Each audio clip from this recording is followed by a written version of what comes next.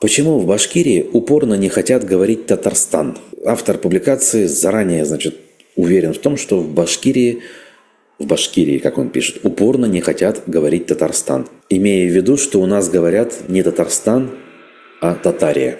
Почему он так решил? Если в его кругу так говорят, это значит, что весь Башкортостан так говорит. Для меня, например, это непривычная формулировка. И все вокруг, кто так или иначе соседнюю республику упоминают, всегда исторически говорят «Татарстан». А про Башкирию, кстати, про Башкортостан чаще всего говорят «Башкирия». Когда я пришел в журналистику на «Эхо Москвы» в 2018 году, на эту тему даже споры горячие у нас были.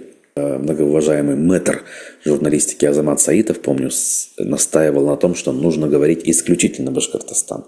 Я же говорил, какая разница, давайте говорить так, как удобно.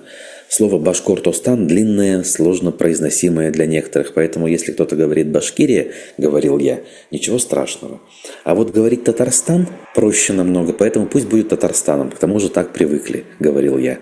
Понятно, что сейчас я считаю совершенно неверным такой подход. Нашей республике нужно называть исключительно правильной формулировкой, чтобы подчеркивать значимость, как минимум значимость и государственные, основы наших регионов.